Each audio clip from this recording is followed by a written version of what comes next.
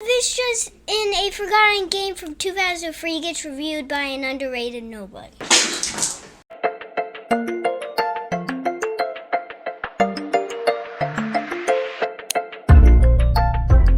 What's up everybody, Dillon with an I again, and today we have a special game. Not special because it's good, quite the opposite actually. This game is special because I have a world record speedrun on it! How, you ask? Well, I did a speedrun! Here's a link to it. But we'll talk more about that at the end of the video. So if you haven't subscribed yet, do so now because I asked very nicely and I hold a world record, so now you have to. Disaster Report, or Zetai Zetsumi Toshi, which I think means the Calamity City in Japanese. Released on April 25th, 2002 in Japan, and in North America February 14th, 2003. Oh, and we can't forget the PAL version called SOS The Final Escape. It released on February 28, 2003, and man, I mean, they got it a week later than us, which is pretty good for the PAL region, but SOS The Final Escape, no wonder it didn't sell that well. And it's made by, IREM. Whoa, hey, I remember IREM. Wait a minute. This game isn't your typical one. Usually in video games, you're fighting a clear enemy or you have a clear objective of something to destroy. But this game is unique in the way that it's man versus nature. And I can't really think of a game before this that had that as the main focus. It's honestly a pretty cool concept, and the whole thing that is the goal is to escape the island. That's it. Just get off of it. Well, anyway, without further ado, this is Disaster Report.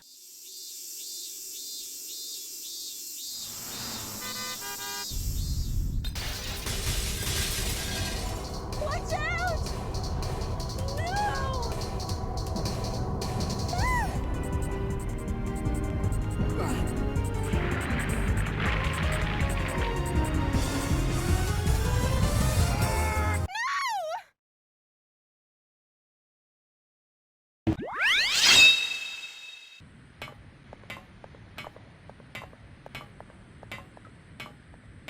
Whoa, it's so unique. So in this game, we've got a couple of weird mechanics. First thing you'll probably notice is this QP meter. What does QP stand for? I don't know. I'm guessing it's like quench points or something. It's basically a thirst meter. Quench points it is. It goes down with every action you take, be that running, falling, climbing, or even just being idle. Once this meter runs out, you slow down significantly, and your health starts to drain. To keep QP up, you either need to find one of these tabs to drink from, which these are also save points, or have water in one of your bottles to drink when needed. And oh my god, this dude is a fish. All he does is get thirsty and need to drink. I'm surprised you don't drown halfway through the game on the sheer amount of liquid he consumes. Your health bar is a typical health bar. You have a certain amount, and when it hits 0, you die. These are really the only two things you need to know for real. There's other stuff, but it doesn't matter. The only other important mechanic I can think of is the backpack maybe. You have a limited amount of space in your pack and have to manage healing items and some key items, and that's about it. You can find bigger packs throughout, but if you play it right, you won't ever need to upgrade from the first one. These are like the biggest part of what your character has to manage, but here's the rest of the game. You move around with the control stick, you can hold circle to run, X to talk and interact with stuff, square for the menu, triangle for first person mode, which is actually very useful in tight enclosed areas, L1 shouts to call people in trouble or bring someone to you, and R1 braces, which is important for what I'm about to go over. For the actual game, stuff falls a lot. I mean, the game's called Disaster Report, so this island you're on is falling apart, and you have to deal with earthquakes and floods aplenty. Whenever stuff starts to go down, literally, you have to brace to stop from rolling out and taking damage. And for real, this happens sometimes without any warning. You just, BAM! On the ground, bitch! It's cool sounding in theory, but in practice, it seems totally botched. Aside from the tremors, you have to jump over gaps, walk narrow paths, and dodge obstacles, and that's the whole game. Just doing that. I mean, there are 2 stealth sections, but one is pointless. You can just get caught, and the story ends up the same as if you snuck out. I think that's about everything. Jeez, what am I forgetting? Oh, yeah! There's a crafting system as well. You can make stuff, but it's all pointless. The only thing I ended up crafting was a flashlight helmet, and you can see perfectly fine in the dark. So it was a waste of time. It's kind of like they threw it in because it seemed like a cool idea, but they didn't really plan any necessity to it. It sounds like a lot, right? Don't worry, all you need to care about is your space, thirst meter, and bracing when needed. You honestly shouldn't even have to heal because a game over will just restart you at a checkpoint with full health and QP. So it's just a little more tedious. It sounds like fun, but everything gameplay-wise is so monotonous. You run, earthquake. You run again, earthquake. Random car falls on you. Restart, run again, earthquake, car. Girder kills you this time. Rinse and repeat, and that's the whole game. And man, getting thirsty, god damn it. I am so sick of running out of water, having to get more water. It seems so pointless in a game that's so empty. Do I have to keep playing this? Yeah, your 3 viewers demand it. Alright, let's just get through this shit. It's just buildings. There are like 10 characters in the game you talk to for like 7 seconds at a time, and the rest is like walking through shit that's breaking. There's a huge absence of music like everywhere. There were maybe 3 sections where music played that lasted about 5 minutes altogether, and my first playthrough took me 6 hours. 6 hours of dead silence and footsteps. I mean, just watch this footage.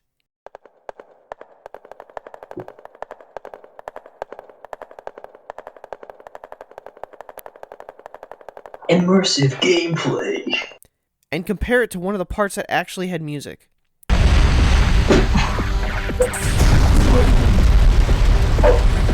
It's kind of a shame because the sections of the island you go to are pretty unique. You start on this bridge, you have a construction area, there's a cool amusement park level, a mall, and...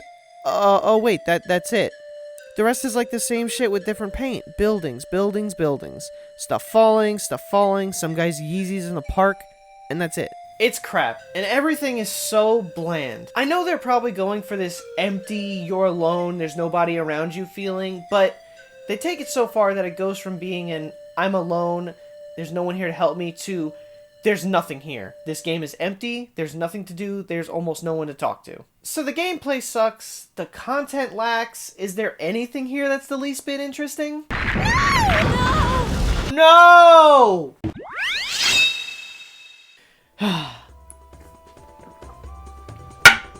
Let's get this over with. Easily the most talked about thing when it comes to these games is the plot involved, and holy shit, it's a doozy. First off, the voice acting. Who thought that this... Get back! No! Please! Help me! was appropriate. I never would take any of this seriously. With the cheesy way every single character sounds, it's pretty laughable, and the radio reporter absolutely guts me whenever I hear it. It's always random when you walk into a room and suddenly... Now for I mean, just listen to this one. gun sinking near the coastal area. Move to the central area. That's the central area of Capital City for evacuation.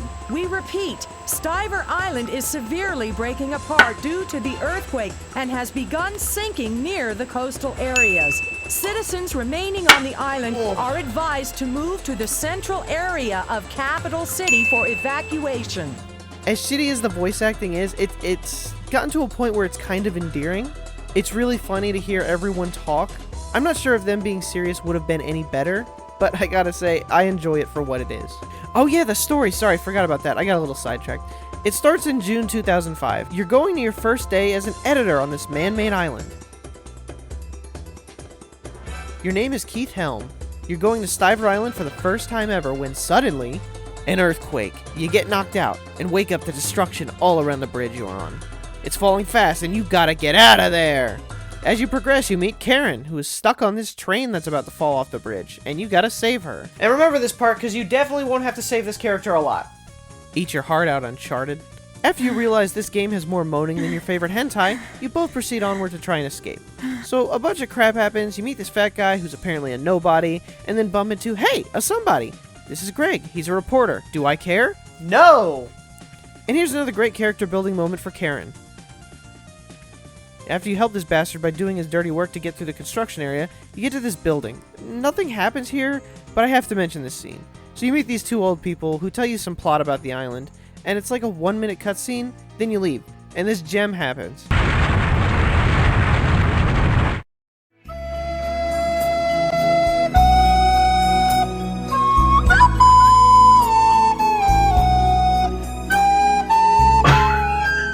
What? I laughed so hard at this. Like, you didn't give me anything to connect with these characters on or give me any reason to care about them. Do you really think I give a shit if they get crushed?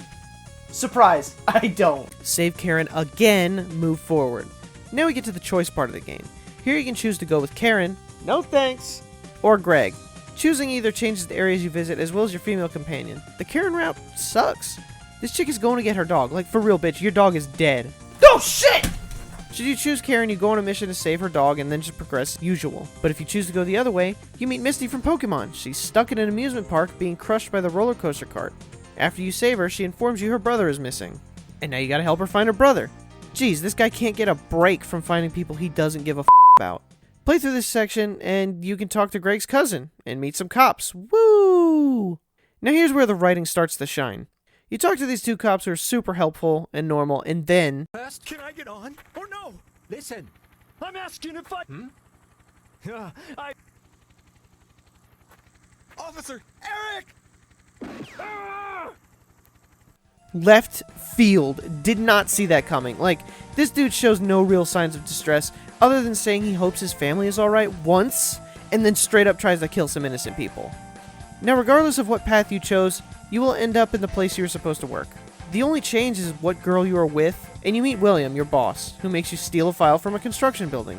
Jeez, you really can't get a crisis day for nothing anywhere. Around here is when you've gathered enough files and memos to start piecing the real story together. But what's this? Oh shoot, it's Fat Guy from the beginning. I guess he was an important character. I guess they didn't have the budget to have NPCs. This here's the bad guy of the game, and the stealth section that is pointless. Don't believe me? Hey, who are you? Don't move!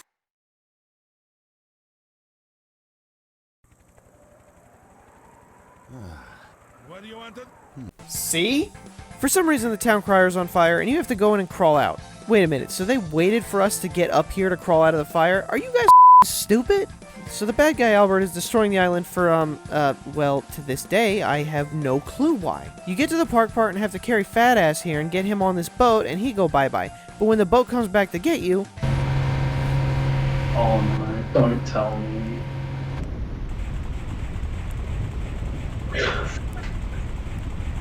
Plot points. No, he's gonna live. Okay. So we're at a stadium now with another choice. Go with Karen or Kelly. Whoever you pick determines the ending for which girl you're gonna get. But no matter who you choose, you go into the middle of the stadium while the other two walk a completely safe path.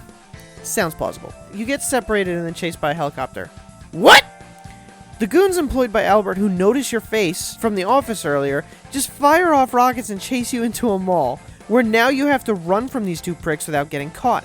And this fucking guy, has this rocket launcher, right? So you'd think he's probably only going to use it when he has to, right? Yeah, well, This bastard shoots everything in a barely standing mall, blowing about everything up. Eventually, you escape this guy and... How the f***? Never mind. You use this hose to take this guy down for good and move on. Wow, there's a lot of shit happening. You get to this place and oh, thank goodness, it's the helicopter. We can... Wait, what? Oh, no. So you can jump bridges, climb everything, outrun floods, lift a roller coaster cart, but you can't climb this chain link fence? Plane's gonna leave before they get there. Huh?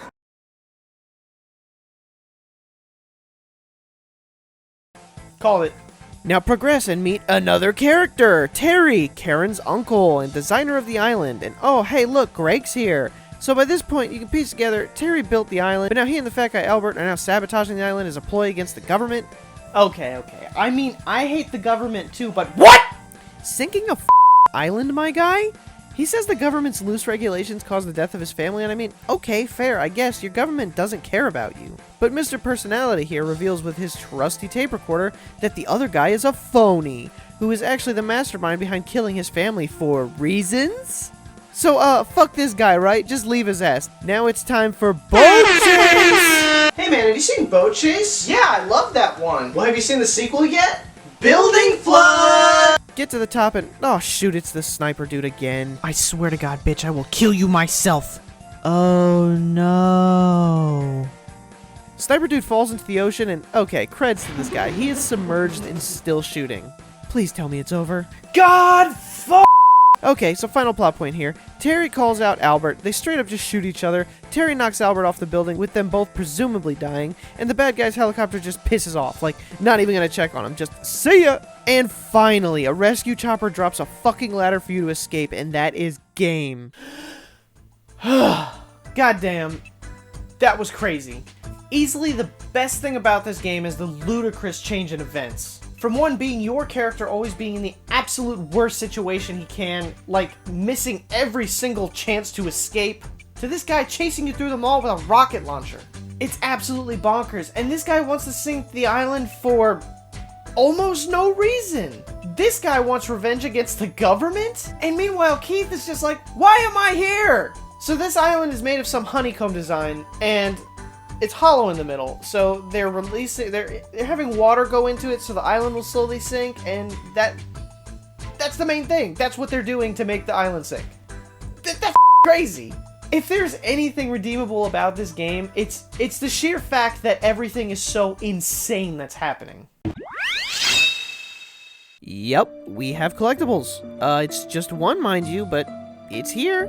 Compasses. Throughout the game, you can find different style compasses, and that's it. They have no real purpose other than aesthetic, and you unlock these pictures here by playing through the story.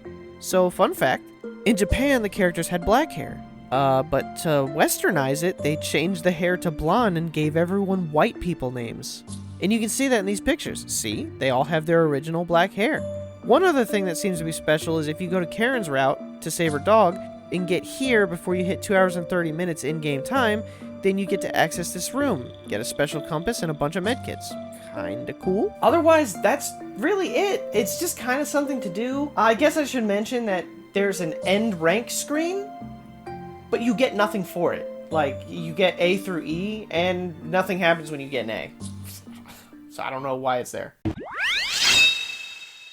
These mother***ers had the audacity to put 7 endings in this game, as if it needed more than one. But I gotta say, they are pretty entertaining. So ending 1 and 2 just require you to leave with whatever girl you end up with. At the end, ending 1 is Karen and 2 is Kelly. Same ending, you get saved at the final rooftop. Now ending 5 and 6 is also for the 2 separate girls, except, remember that boat in the park? Well, you can leave there. Should you choose to, ending 5 has Karen run up and collapse from grief as you ride off, and Keith hangs his head in shame. 6 is the same thing except swap in Kelly for Karen. Ending 7 is what you get if you choose to leave on the copter without Kelly. Easily the best and fastest way to escape this game. Ah, shoot, did I skip 3 and 4? Well, let me go back to those. I forgot to mention that you can give the girl companions water. You must completely appeal to one of the girls. Always choose to go with that one girl and make the right choices to cheer them up, while managing your thirst and theirs. There is no way to keep track of when they need it, so you just have to give them water a lot. And for doing all that, you get the true ending.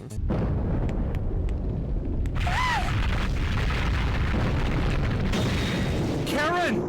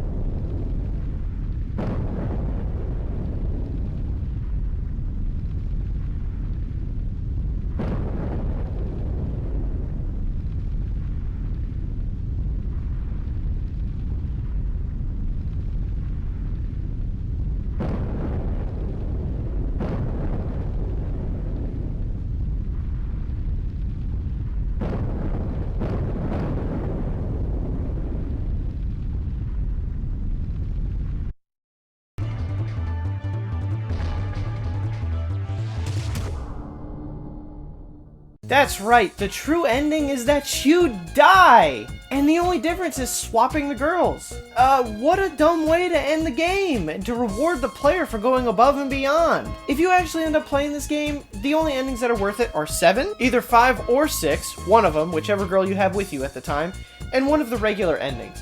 There is no point in trying to get the true endings, it's just not worth it. And honestly, you should just do these just to see it.